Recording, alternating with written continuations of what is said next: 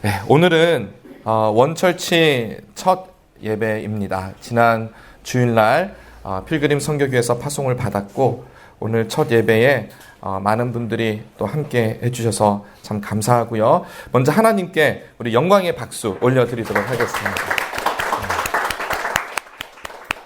하나님 참 감사합니다. 하나님께 너무 감사를 드립니다. 오늘 드리는 첫 예배, 이 첫 설교를 어떻게 무엇으로 해야 할지 많이 기도하고 또 묵상을 했습니다. 묵상을 하면서 제 마음 가운데 하나님께서 주시는 말씀은 오늘 본문 창세기 1장 3절에 있는 빛이 있으라, 영어로 하면 Let there be light 이죠. 이 빛이 있으라라는 이 말씀이 제게 많이 다가왔고 또 묵상을 하게 되었습니다. 창세기 1장으로 다시 한번 돌아가셔서 우리 본문을 여러분 펴서 보시면 이 1장 1절에 태초에 하나님이 천지를 창조하시니라 라고 말씀하고 계시고요. 이 천지를 창조하시는데 그 땅에 어떠한 것들이 있었냐, 우리가 정확히 이것이 무엇인지 알 수는 없지만 혼돈과 공허와 흑암이 깊음 위에 있었다. 굉장히 시적인 표현이라 저희가 실제로 어떤지는 잘 모르더라도 이런 질서는 없었구나, 또 어두웠구나 라는 정도의 감은 우리에게 있을 줄로 압니다. 이러한 상황 속에서 하나님께서 제일 먼저 하셨던 것이 바로 이 3절에 보시면 빛을 만드는 창조였습니다. 하나님이 빛이 있으라, 그리고 그 말씀대로 빛이 있었습니다. 여러분 물리학, 과학 이런 거 좋아하시는 분 계신가요? 여기 다 문과세요? 아니면 이과 쪽은 없으신가요? 저는 문과인데 저는 굉장히 문과거든요. 근데 저는 과학도 되게 좋아해요. 그래서 물리학이나 이런 유튜브를 자주 봅니다. 거기 보시면은 여러분 아인슈타인의 상대성 이론 이런 거 들어보셨죠? 네, 특수 상대성 이론 들어보셨는데 거기 보면 뭐가 되게 중요하냐면 광속 불변의 법칙이 있습니다. 목사님 무슨 말씀이세요? 이렇게 할 수 있는데 빛이요, 빛의 속도가 절대적이라는 거예요. 되게 간단해요. 빛이 절대적이다. 이것만 기억하시면 돼요. 빛의 속도가 1초에 30만 킬로미터를 움직입니다. 상상할 수가 없죠. 안 와닿죠. 우리가 30만 킬로가 어느 정도야? 잘 모르실 거예요. 비교를 한번 해볼게요. 음속은 소리가 움직이는 속도는요 1초에 340m예요. 그러니까 이게 비교가 안 되죠. 점이죠. 그렇죠? 근데 이거를 우리가 잘 알 수 있는 현상이 있어요. 이제 막 이렇게 날씨가 안 좋아지고 구름이 막 끼면서 번개가 치고 그다음에 천둥 번개가 칠 때 처음에 어떻게 하죠? 번개가 먼저 번쩍하죠. 그리고 한참 있다가 우르릉 쾅쾅 이렇게 하죠. 이 차이예요. 이 속도의 차이가 30만 킬로미터와 340m의 차이라는 거죠. 1초에. 근데 이거를 조금 더 여러분이 실감을 하시려면 지구 둘레가 지구를 한 바퀴 도는데 4만 킬로미터예요. 4만 킬로미터. 그러니까 1초에 빛이 지구를 7바퀴 반을 도는 거예요. 되게 빠르죠. 네. 근데 이 빛의 속도가 불변입니다. 절대 바뀌지 않고요. 또 거기다가 나아가서 절대적이에요. 절대적이라는 것은 빛보다 더 빠른 건 존재하지 않고요. 빛의 속도로 달려가더라도 빛은 그대로 있다라는 거예요. 그러니까 이 건물의 프레임이 딱 짜여져 있는 것처럼 이 빛으로 세상을 딱 하나님이 짜주신 거예요. 그러니까 빛이 곧 모든 이 물질 세계의 프레임이에요. 그러니까 그렇게 생각하시면 돼요. 그래서 이때 나온 이론이 그 유명한 E=mc². 한 번씩 들어보셨죠? 그 여기서 나오는 공식이에요. 이렇게 어려운 과학이 아니더라도요, 우리 일상생활에서 경험하는 빛, 우리가 경험하는 이 시각세계의 절대적인 기준은 빛입니다. 한번 상상해 보십시오. 아마 그런 경험을 하셨을 수도 있고 아직 평생 하지 않으셨을 수도 있는데 빛이 조금도 들어오지 못하는 칠흑 같은 아주 깜깜한 실내에 여러분이 있다고 합시다. 뭐 갇혀 있는 건 아니고 어쨌거나 어떤 상황이 돼서 도저히 빛이라고는 들어올 수 없는 그런 공간에 내가 있다라고 합시다. 그러면 우리는 볼 수가 없어요. 우리의 시각은 아무리 내가 시각의 감각이 살아있다고 하더라도 빛이 없으면 우리는 아무것도 볼 수가 없는 겁니다. 그만큼 이 빛은요, 아무리 작은 빛이라도 그 빛이 있어야 우리의 시각이 발동을 하고 볼 수가 있게 되는 거예요. 하나님께서 빛을 창조하셨다라고 하는 것은 우리에게 무엇을 주신 거냐면 우리의 삶 속에 절대적인 기준을 주신 거예요. 그래서 이 절대적인 기준 이후에 하나님이 질서를 만들어 가십니다. 물론 창세기 1장 전체를 우리가 볼 수는 없으니까 1장 또 4절과 5절까지 보시면 하나님이 이 빛과 어둠을 나누셨다라고 되어 있고요. 또 5절에 보시면 낮과 밤을 만드셨다. 그러니까 이제 2절과 비교했을 때 혼돈, 공허, 흑암 이런 것이 아니라 이제는 빛, 낮, 어둠, 밤 이런 질서의 어떤 흐름이 생기기 시작했다라는 겁니다. 하나님의 창조는요, 바로 여기서부터 시작입니다. 질서. 하나님이 어떠한 질서를 우리 물질 세계 속에 만들어 내셨습니다. 오늘날 우리가 살아가는 시대를 포스트 모던 시대라고 해요. 들어보셨죠? 포스트 모던 시대인데 이 포스트 모던 시대의 가장 큰 특징이 뭐냐면 다원주의예요. 플루럴리즘. 그러니까 다원주의가 뭐냐면 네가 생각하는 거는 너에게 진리고 내가 믿는 건 나에게 진리니까 우리 서로 공생하자. 이게 우리가 살아가는 세상의 모토입니다. 그래서 절대적인 진리를 인정하지 않고요. 그냥 상대적인 진리라고 할까요? 다원주의만 있을 뿐이에요. 그래서 어떤 사람이 1 더하기 1은 2가 아니고 1 더하기 1은 4예요. 1 더하기 1은 5예요. 라고 해도 우리는 거기에 대해서 터치를 못하는 거예요. 그냥 그 사람이 그렇게 믿으면 그게 그거다 라고 하는 거죠. 그게 우리가 살아가고 있는 이 포스트 모던 시대예요. 그리고 절대적인 진리를 내세우는 사람은 어떻게 되냐면 아주 이상한 사람 취급을 당합니다. narrow minded. 정말 말도 안 되는 거를 믿고 살아가는 사람이라고 그렇게 취급을 당해버려요. 다른 사람을 인정한다라는 거 사실 다양성은 존재하지 않습니까? 그건 인간이 존재하는 만큼 다양하니까. 근데 이 관용이라는 의미가 포스트 모던에서 관용이라는 의미가 절대적인 진리를 포기하라는 거예요. 절대적인 진리를 인정하지 말고 다양성을 인정해라. 근데 이게 두 개가 왜 부딪히는지 모르겠어요. 절대적인 진리가 있어도 다양성을 인정할 수가 있음에도 불구하고 이 시대는요, 절대적인 진리를 없애버리려고 해요. 하지만 여러분, 절대적인 진리는 바로 질서하고 연결이 됩니다. 빛이 물질 세계에서 절대적인 진리 역할을 하는 것처럼 이 사회 질서 속에서 하나님이 허락하신 절대성이 무너져버리면, 진리라는 것이 무너져버리면 우리 인간 사회는 더 이상 질서가 존재하지 않아요. 그래서 혼란한 거예요. 그래서 공허하고, 그래서 이 사회가 너무나 어두워진 겁니다. 오늘 읽으신 이제 요한복음으로 가서 보시면, 요한복음 1장에 보시면 인간 사회에 허락하신 절대적인 기준이 바로 하나님의 말씀이라는 것을 우리가 알 수가 있습니다. 1장 1절에 보시면 태초에 말씀이 계시는데 이 말씀이 바로 예수님이시잖아요. 우리는 알아요. 이게 예수님인 거. 아직 요한복음의 1장 1절만 읽어서는 그걸 알 수가 없지만, 근데 이 말씀이 곧 하나님이십니다. 예수님이 곧 하나님이세요. 그래서 절대적인 기준이 여기에 있다라는 것을 알려주고 있습니다. 예수님이 곧 하나님의 말씀이시고 또 생명이 되는데, 계속해서 보시면은 만물이 그로 말미암아 지은 바 되었으니 지은 것이 하나도 그가 없이 된 것이 없고요. 또 4절에 보시면 그 안에, 그 예수님 안에, 하나님의 말씀이신 예수님 안에 뭐가 있죠? 생명이 있고요.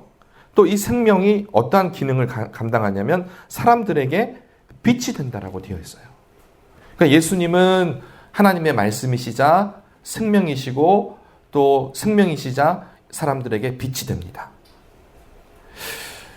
그런데 5절을 보시면 빛이 이렇게 어둠에 비쳤는데도 불구하고 어둠이 깨닫지 못하더라 라고 기록되어 있습니다.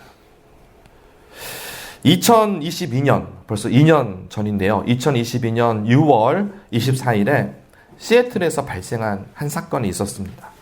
목사님 한 분이 마이네케라는 목사님이 공공장소에서 성경을 읽다가 이 요한복음 1장을 딱 읽다가 체포됐어요. 미국에서 아니 왜 그러지? 궁금하시죠? 이 성경을 읽는 것이 범죄가 되었는데 그 어떤 날이었냐면 낙태 합법 판결이 대법원에서 뒤집어지는 날이었어요. 보수 쪽의 어떠한 역할을 통해서 이제 판결이 뒤집어졌는데 이 시애틀 다운타운에서 낙태를 찬성하는 사람들이 시위대를 형성해서 아주 큰 시위를 벌였습니다. 이 마이네케 목사님은 이날 이 사람들에게 복음을 전하자 이렇게 생각을 하고 가서 요한복음 1장을 펴서 이렇게 태초에 말씀이 계시니라 이렇게 읽기 시작했어요. 그랬는데 그곳에 모였던 이 시위대들이 목사님을 막 욕하고 모욕하고 또 성경을 빼앗아 가지고 막 찢기 시작했어요. 그러니까 이제 목사님이 또 다른 성경을 끄집어내서 또 읽었어요. 근데 거기에 이 시위대 안에 있었던 안티파 극좌파 회원들이 목사님을 폭행하고요. 그 목사님을 들고 막 반블락을 끌고 가다가 땅에다가 집어던지고 이런 일을 했었어요. 근데 이 모든 상황을 지켜보고 있던 경찰들이 아무것도 안 하다가 이 폭행을 저질렀던 안티파 회원들을 이제 체포하는 것이 아니고 오히려 목사님을 체포하고 구금을 했어요. 그리고 시위대는 한 명도 체포되지 않았습니다. 이 목사님 측은 시애틀 지방법원에 언론의 자유, 프리 스피치, 그렇죠? 어멘드먼트 있잖아요. 소송을 했는데 오히려 이 목사님에게 임시 집행 금지 명령을 내려서 밖에서 아무 말도 하지 못하는 그러한 처벌을 받게 되었습니다. 그래서 목사님이 고등법원에 다시 항소를 했고 2년이 지난 지금에는 목사님이 복음을 전할 자유가 생겼어요. 그래서 너무 감사한데 우리가 살아가는 포스트 모던 시대, 이 시대에 하나님의 말씀을 무척이나 싫어하는 것 같아요. 왜냐하면 하나님의 말씀이 빛이 되기 때문입니다. 말씀이 사람들에게 절대적인 기준을 주기 때문에 사람들은 불편한 거예요. 그냥 말씀만 읽었어. 아니 목사님이 뭐 다른 설교를 한 것도 아니고요. 요한복음 1장 딱 꺼내서 태초에 말씀이 계시니 근데 그냥 그 성경을 잡아서 찢어버리는 거예요. 우리가 이 하나님의 말씀이 없다면요, 내 생각이 내 기준이 됩니다. 하나님의 말씀이 절대적인 기준으로 작동하지 못하면 결국은 내가 신이 되는 거예요. 내가 기준이 되고 내가 모든 것을 하려고 합니다. 하지만 하나님의 말씀이 선포되는 순간, 그 순간에 그 빛이 비치잖아요. 그러니까 믿지 않는 사람들도 아는 거예요. 이게 너무 불편한 거예요. 그래서 절대적인 기준이 비치게 되면 우리 모두는 하나님 앞에서 한계를 인정하게 되고 또 하나님 앞에 설 수밖에 없는 그런 존재가 되는 것이죠. 요한복음 1장 우리 10절과 11절 함께 볼까요? 보시면 5절에 읽었던 그 말씀이 그대로 다시 나와 있는데 예수님 그가 세상에 계셨으며 세상은 그로 말미암아 지은 바 되었으니 세상이 그를 알지 못하였고 자기 땅에 오매 자기 백성이 영접하지 아니하였으나 이렇게 되어 있죠. 그러니까 2000년 전에 예수님께서 이 땅에 오셨을 때나 지금 21세기를 살아가는 현 시대 모든 정말 이 사실 믿는 저희들조차도 많은 경우에 절대적인 기준을 좋아하지 않아요. 이걸 그냥 우리가 그동안 눌러왔던 것 뿐이지 이제 포스트 모던 시대가 되니까 이걸 모두 다 부인하기 시작하는 거죠. 그리고 각 개인이 삶의 기준이 되려고 하는 겁니다. 하지만 우리는 우리의 한계 또 불완전 그리고 절대적인 존재 앞에 서게 되면 우리는 하나님을 인정할 수밖에 없는 것이죠. 오늘 우리가 이제 원철치라는 이 교회로 첫 예배를 드리고 있습니다. 저는 정말 하나님께 간절히 기도하는 것은 하나님이 기뻐하시는 교회, 하나님 마음을 시원하게 해드리는 그런 교회가 되기를 소망합니다. 또 그를 위해서 우리 함께 또 이 예배를 드리며 우리 마음의 결단을 해야 될 텐데 저희 교회의 머리가 예수님이세요. 이건 불변 진리예요. 그리고 예수님이 우리 교회의 절대 기준이 되어야 합니다. 예수님의 뜻을 이루는 것이 교회의 목적이 되어야 합니다. 한 개인이 교회의 기준이 되어서는 안 됩니다. 그래서 그렇게 예수님을 교회의 근간으로 절대 기준으로 세웠을 경우에 어떠한 하나님의 축복을 주시냐면 요한복음 1장 12절을 보시면 우리 함께 읽을까요? 시작. 영접하는 자 곧 그 이름을 믿는 자들에게는 하나님의 자녀가 되는 권세를 주셨으니 아멘. 그래서 예수님을 믿는다라고 하는 것은 많은 의미를 내포하고 있어요. 예수님의 십자가 부활을 우리가 믿는 것에서부터 시작을 하는데 사도 바울이 말했던 것처럼 믿음에서 믿음으로, 그러니까 믿음 안에는 여러 가지의 모양이 있는데 제가 오늘 특별히 드리고 싶은 말씀은 믿음 안에서 이 삶의 기준, 그 삶의 기준이 내가 아닌 하나님이어야 한다라는 것, 예수님이어야 한다라는 것을 우리가 꼭 생각하시길 바랍니다. 예수님을 우리가 믿을 때, 그러니까 나의 모든 삶의 기준을 하나님에게로 내가 이양했을 때, 그분에게 내 권리를 드리고 이제는 예수님의 절대 기준을 따라서 살겠습니다라고 했을 때부터 우리는 하나님의 자녀가 됩니다.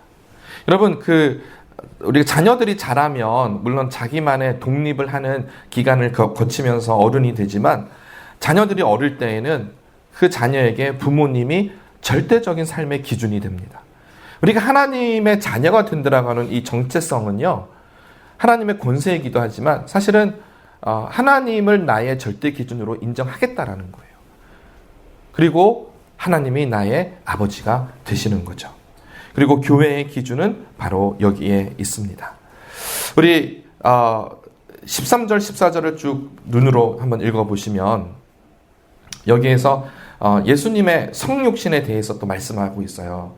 예수님의 성육신의 목적이 있습니다. 14절 보시면 13절 또 14절 이렇게 보시면 말씀이 육신이 되었는데 말씀이 육신이 된 이유가 뭐라고요? 우리 가운데 거하심에 이렇게 되어 있습니다.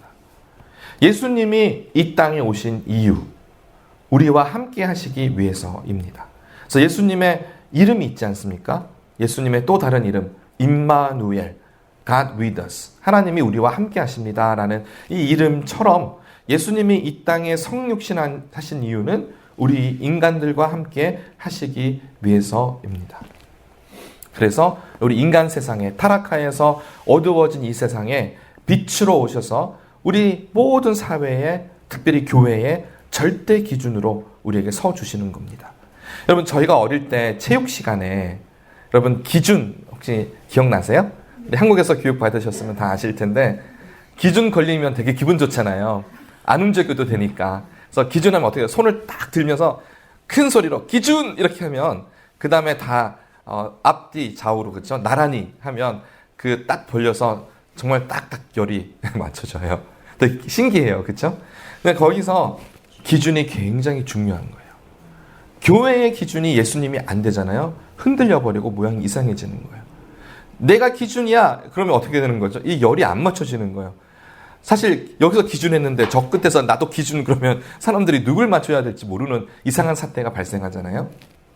그래서 우리가 예수님을 절대의 기준으로 삼는 것, 정말 예수님의 생각이 나의 생각이 되고 그분의 모든 뜻이 나의 뜻이 될 수 있는 그러한 삶을 우리가 살아야 되겠습니다. 사랑하는 성도 여러분, 저는 이 원철치를 통해서 하나님의 영광을 보기를 원합니다. 정말 살아계신 하나님, 역사하시는 하나님이 우리 교회를 통해서 나타나기를 원해요. 그러기 위해서는 우리가 먼저 이러한 결단이 우리 안에 있어야 합니다. 정말 예수 그리스도의, 여기에 보시면 독생하신, 4절에 보시면 독생자의 영광이요 은혜와 진리가 충만하더라. 우리가 이 아버지의 영광을 보기 위해서 예수님이 우리 삶의 기준이 되어야 하고요. 또 그랬을 때 성령님의 이 은혜와 진리로 충만하게 되는 겁니다. 분명히 순서가 있어요. 그래서 이를 위해서 우리가 해야 되는 것은 주일만, 이 시간에만 우리가 하나님을 높이고 다른 날은 안 높여도 되는 거는 좀 아니잖아요. 그건 이원론적인 생각이고 24/7 우리가 잠잘 때에도 깰 때에도 행동하는 모든 순간순간마다 내가 하나님을 인정하는 거예요. 그것이 하나님을 절대 기준으로 살아가는 삶의 모습이죠. 여러분, 밖에 햇살이 찬란하게 비추는 날이라고 하더라도요. 그리고 그곳에 너무나 아름다운 우리 가을 날씨에 정말 단풍이 들고 아름다운 청명한 하늘이 있더라도요. 내가 눈을 감아버리면 보이지 않고요. 집안에서 창문을 커튼을 쳐버리면 밖이 보이지 않아요. 우리가 해야 되는 단 한 가지는 이제 내 마음을 열고 정말 그분을 초청하는 거예요. 주님 오시옵소서. 오셔서 저를 다스려 주시옵소서. 그거 하나면 돼요. 더도 필요 없어요. 정말 주님 오셔서 저를 다스려 주시고 내 삶의 절대 기준이 되어 주시옵소서. 이 고백이 우리 안에 있을 때 우리 삶이 변화되기 시작하는 겁니다. 요한계시록 3장 20절의 말씀으로 제가 또 말씀을 마칠 텐데요.